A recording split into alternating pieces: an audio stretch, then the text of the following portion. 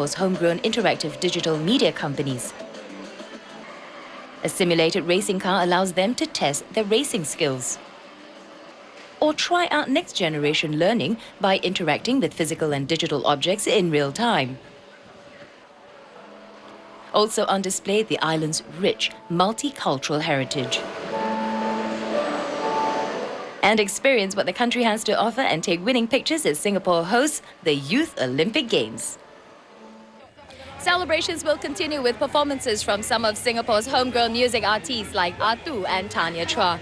And for the next 3 days, the first 10,000 visitors to the pavilion will receive special edition commemorative pins and kids entertained with face painting and magic show. Glenda Chong, Channel News Asia, Shanghai. That's it for Singapore Tonight, but do stay tuned as That's IT Uploaded is up next. Timothy Goh looks for the best free productivity software online, plus the lowdown on the latest iPhone 4 and the much-hyped iPad. Are they worth having? Find out next.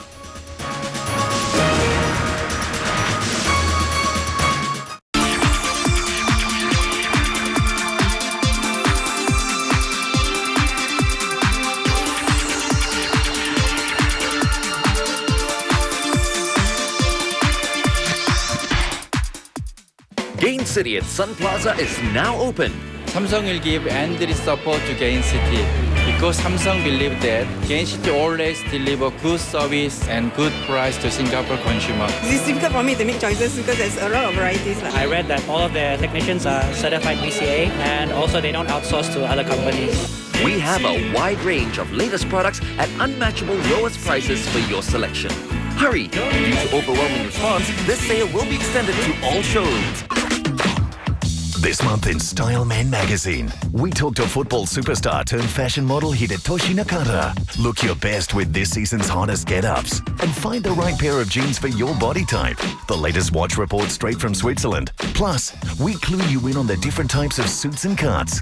We also celebrate the return of classic watches this year. Plus, get a free cologne when you subscribe to Style Men now. August issue, running out fast. Get it now. Singapore, the most livable city in Asia, presents its first designer residences by you, inspired by Stark, turning urban living into extravagant art.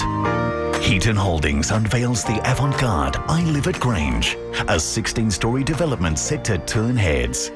Nestled in the heart of Orchard, Singapore's prime shopping district, it boasts a stunning architectural design by Italy's Mercurio Design Lab and luxurious landscaping and interiors designed by you, inspired by Stark.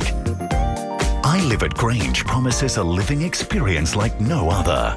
Nowadays, a lot of people are moving towards lifestyle, and we are doing something that will meet the needs of people looking to these lifestyles in living.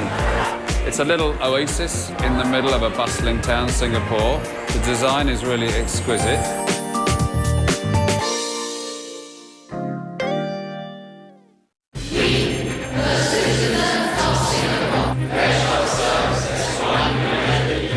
A recent survey shows that Singaporeans are proud of their country and have a strong sense of national loyalty, but not so among the younger generation, who are found to have a weaker sense of national identity and pride.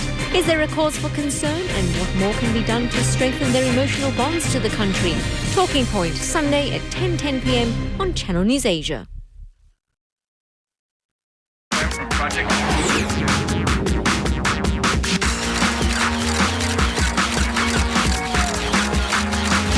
That's IT Uploaded. This week, I want to begin by asking you to keep one question in mind. Do I really need it? I'm talking about word processing systems and presentation slide and spreadsheet making programs that we've all gotten used to. Microsoft recently released its Office 2010, but with a lot of free applications out there, is it really worth your money? We weigh the pros and cons right now.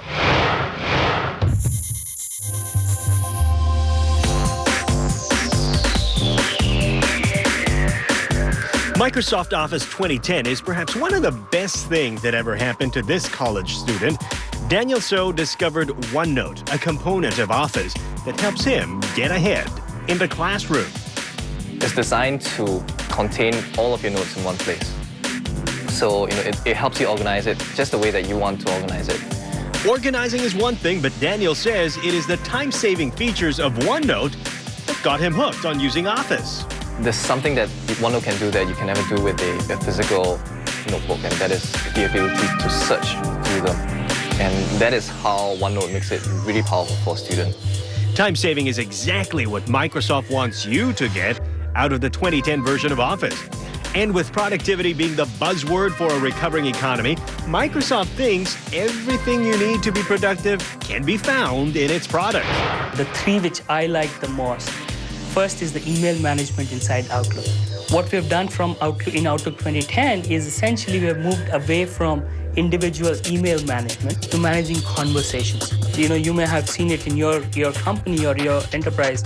Somebody sends an email to a large mailing group, and then people start replying all. So one of the features we have built is called the ignore conversation rule. Once you ignore that particular conversation, people can reply all. It never even hits your inbox. Office 2010 also took the popularity of Facebook, LinkedIn, and other social networking sites into consideration. After all, if you can't beat them, then join them. The differences between your work life and your personal life is blurring over time. So increasingly, the new generation is quite comfortable working as well as doing Facebook at the same time. But we are bringing all that social experience inside Outlook so that at one place you could do your emails at the same time, go through your Facebook and other social networks. Another new highlight worth mentioning is PowerPoint's video editing capabilities. Now you can trim and do basic editing just before attaching that video to your presentation, saving you a few more steps and a lot less work. And back in school, Office 2010 can also make you look like the smartest kid in class.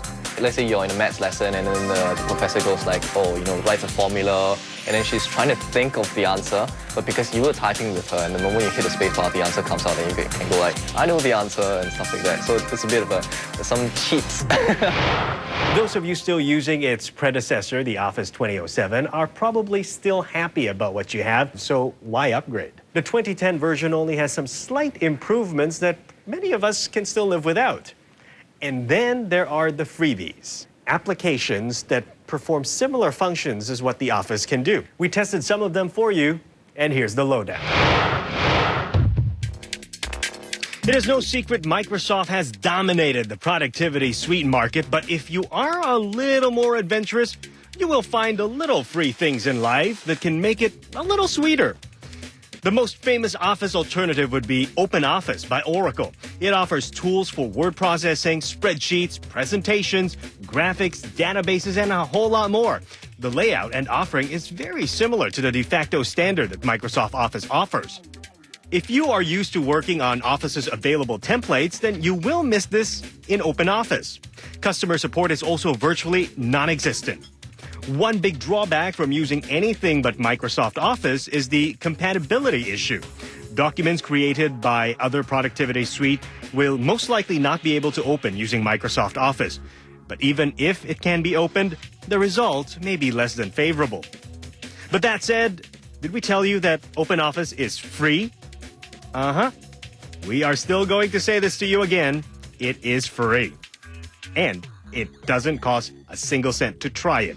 And if you don't like it, you can always delete it and pay for Microsoft Office. If you have more time to spare and less cash to spare, well, here are more freebies you can try. So it is really up to you. Buy or download what you really need and save yourself money for something else. Or you can get what you're used to using and experience the improvements that come along with it. And now it's time to have a look at what's buzzing in the world of technology.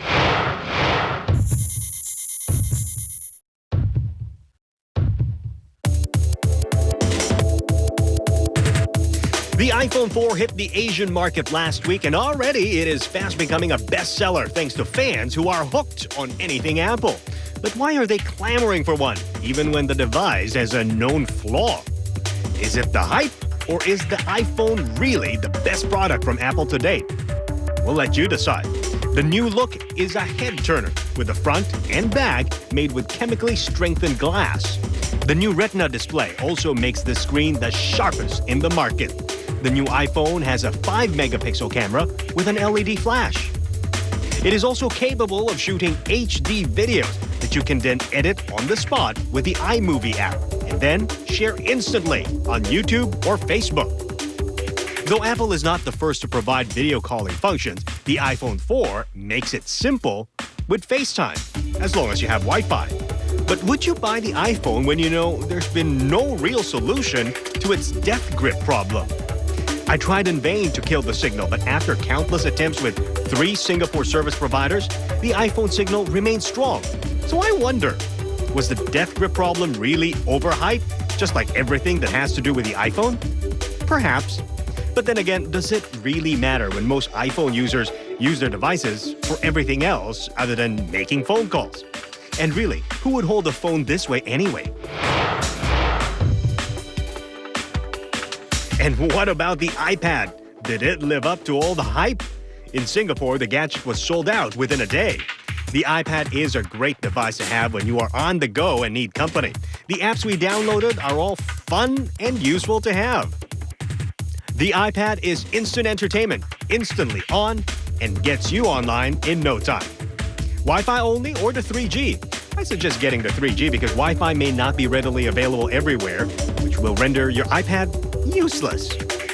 The iPad was never meant to replace your notebook, so don't even think about doing any kind of hardcore work on it. However, this unit is great for showing off documents, charts, and presentation slides you've already done. And again, being instantly on, you can show off without having to wait.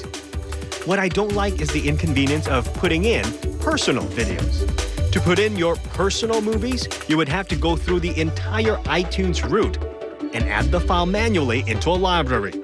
Too much work, if you ask me. Upload your thoughts on Facebook or Twitter, if you have time. I'm Timothy Go. That's it.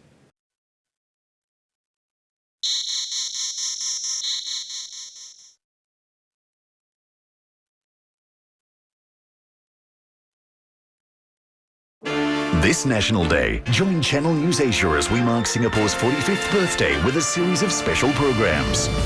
On the eve of National Day, journey back to the first decade of Singapore's independence. We are sovereign, independent, and as the phrase goes, forever and ever. Watch how the country's first leaders made a difference in 10 men, 10 years, shaping a nation. On National Day, discover the quirks of this tiny melting pot on Culture Shock Singapore.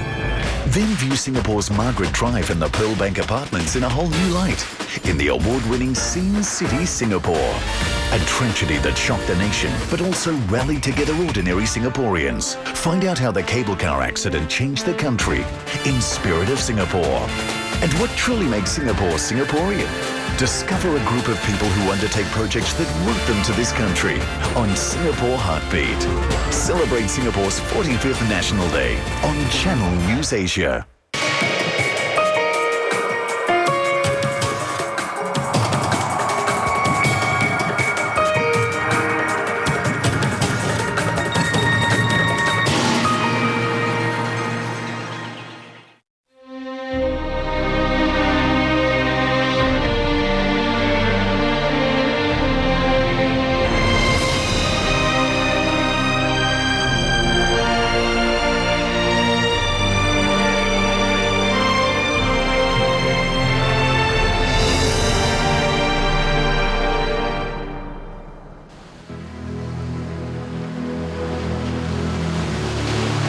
A youth steeled by death.